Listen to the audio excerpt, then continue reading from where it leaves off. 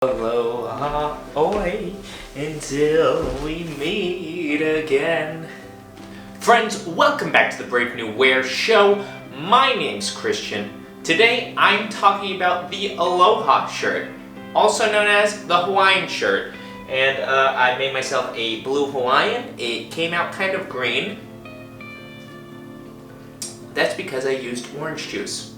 So the history of the Hawaiian shirt, there is no definitive inventor or creator, but it definitely came from Hawaii during the beginning of the 20th century.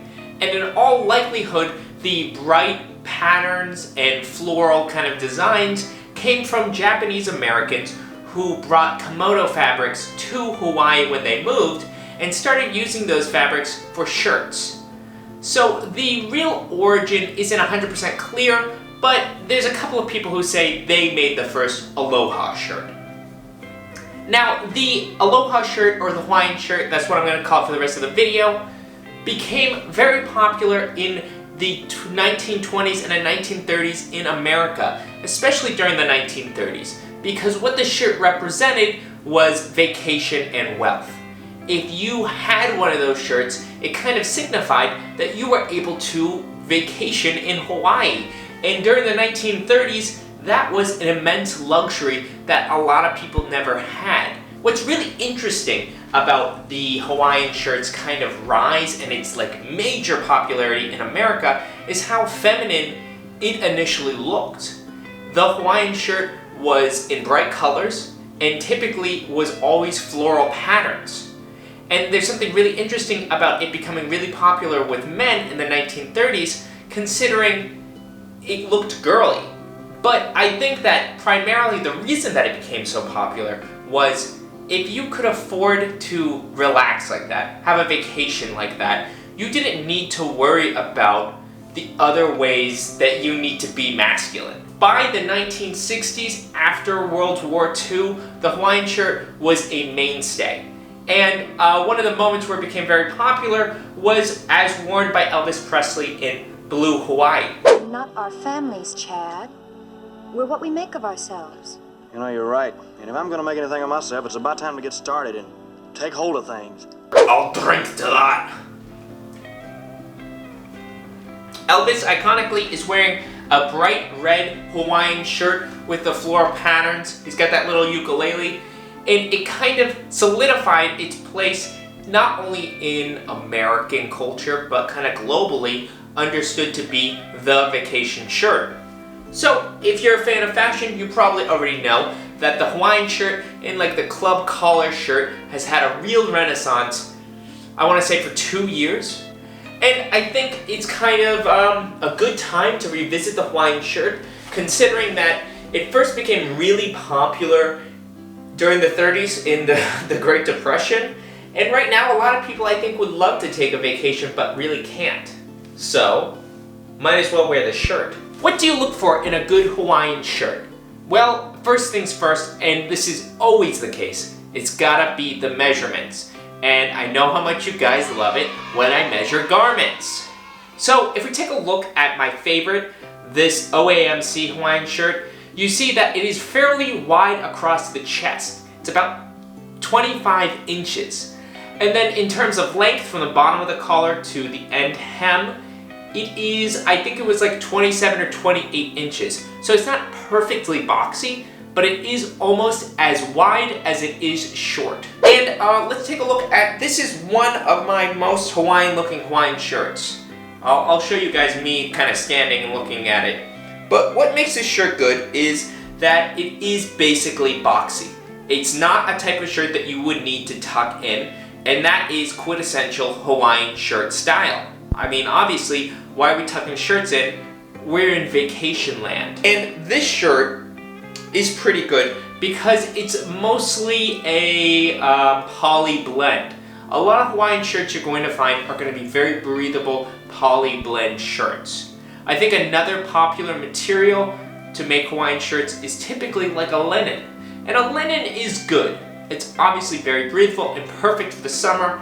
My only complaint is linen wrinkles so easily. It's like whenever I own a linen shirt, it seems like I'm always ironing it. So let's also take a look at some of my Hawaiian shirts, and we'll work our way from Hawaiian to what I would maybe consider club collar, and I'll talk a little bit about the difference. Starting off with my OEMC shirt, I've shown this off in the past. What makes this shirt really great is the material itself. It's kind of got like a double layering where it has a very structured, boxy feel. And you can kind of see, I think I've shown this off in my OEMC video, but what makes this shirt so great is not only the fit of it, but the material. It fits very square. And basically all of the shirts I'm showing off in this video, I bought secondhand, including this one. While it doesn't have a traditional kind of Aloha Hawaiian print pattern on it, it's got all of these sunflowers, so I still kind of consider it a Hawaiian shirt, or at least in the mode of it. This shirt also secondhand, and what makes it ideal, notice again, it's not long, but it is roomy in the chest. And that is kind of what makes a great shirt. This one is made out of a cotton. And a lot of my Hawaiian shirts, I personally will wear them, get this, I'll wear them all year round.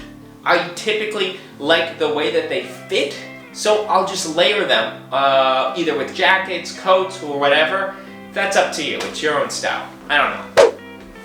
This I would not really consider a Hawaiian shirt. And I wanted to wear it in order to bring up kind of the distinction between a Hawaiian shirt and a club collar shirt. So this is my leopard print shirt, and you can probably see by the crappy hem that I shortened this myself. I got it in like an extra large, and then I made it shorter just so it would fit the way I wanted to. And as I turn around, you'll see it's kind of distressed in the back. A kid once asked me if this was like number 9 because of the pattern and like the distressing, and I'm like, no baby, it's a me. So, like this shirt's from Pakistan, I just altered it. So I just wanted to wear it to point out, this shirt fits and is in a very similar material to a Hawaiian shirt. But nobody would really say it was a Hawaiian shirt. And it doesn't really have the club collar, but I wanted to bring up the distinction between what we consider Hawaiian shirts and, well, let me pull up the chair. What we typically consider club shirts. So the club collar probably comes from South America, think places like Mexico and the Caribbean. And it was really introduced into American culture around the mid-20th century with people immigrating from Cuba to the US. So these Cuban shirts that were worn by laborers started to become kind of a leisure shirt as well.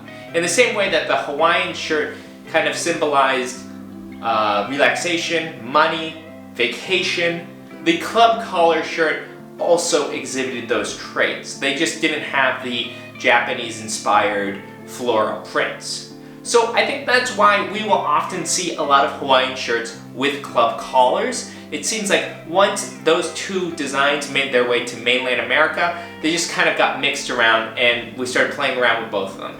Hold on a second, I've got something that...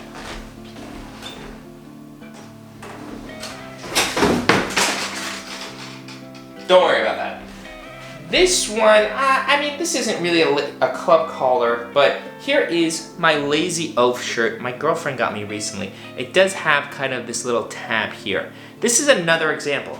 It fits like a Hawaiian shirt, it has the same colors or whatever, but with this kind of smiley face pattern, it's not necessarily a Hawaiian shirt, but it definitely fits kind of the same place in your wardrobe. In terms of styling, I would keep in mind kind of the original origin of the shirt. How it became so cool in the eyes of Americans was it was worn by people who were able to take a vacation. It was kind of symbolic of somebody who can relax. And I think that when you're wearing it, you should have that same energy. There's always something cool about somebody who is nonchalant. My outfits that I usually wear Hawaiian shirts with are ones where I could have easily have worn a t-shirt because they both are boxy and they're both super casual. Typically, I keep it kind of muted, my bottoms, especially if the top is loud, and that's how I roll with it. In terms of where to find the shirts, my #1 recommendation would be to thrift. Of all the club collar, thrift, whatever shirts, of all the Hawaiian shirts I showed off in this video, only the Lazy Oaf one wasn't picked up secondhand. If you have access, if you can even shop at a vintage or thrift store right now, they typically have a lot of Hawaiian shirts during this time. And my recommendation would be to look for ones that are really wide across the chest. If you really want to, you could do what I did and buy something that's like extra large and then cut it and hem it yourself. It's not that hard to do, and the end result will be you'll have a perfectly boxy shirt. So if you can't go out, you can't shop at a thrift store right now, I recommend you check out eBay. There's always a lot of great deals there. Try to pay attention to the measurements. That is the #1 thing always. I was looking at Grailed. You know, Grailed can be hit or miss, especially with something like this where we're just looking for like a vintage piece. So, but you can always find things there. Like, look at this cool guy. That guy's so cool. We gotta get me that cool. I don't know how. We gotta work on my pictures. I wanna be as cool as this guy. But look how casual he is. This is a Jakumas shirt, I believe, and he is really pulling it off because he looks like he is chilling. Otherwise, I was looking at Amazon, and it looks like Amazon has their own Hawaiian shirt brand. I don't think these are going to be exceptional quality, but if you're just looking for a cheap Hawaiian shirt, I recommend you look at these. There's a link in the description below, so click the link. It doesn't hurt you and it can help me. Other than that, you can always get a Tommy Bahama shirt. That's like the OG Hawaiian, if you ask me. Tommy Bahama shirts are kind of comically very expensive. They're like $100. Parrot heads have a lot of money, I guess. So, if you're stuck inside, if you can't take a vacation, your vacation's been canceled, I strongly recommend you do the next best thing. You make yourself a blue Hawaiian, and you wear a Hawaiian shirt.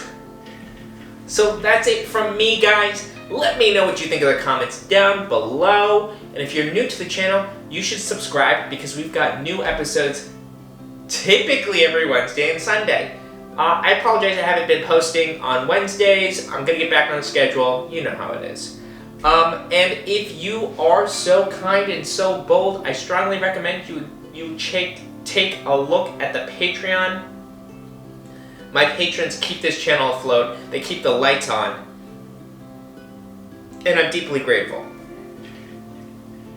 So that's it from me today. Guys, be sure to stay tuned. I do have some great episodes in the pipeline. I've just been busy. I'm working on editing them right now. But there's a lot of great episodes that you're not going to want to miss. So be sure to subscribe if you aren't already.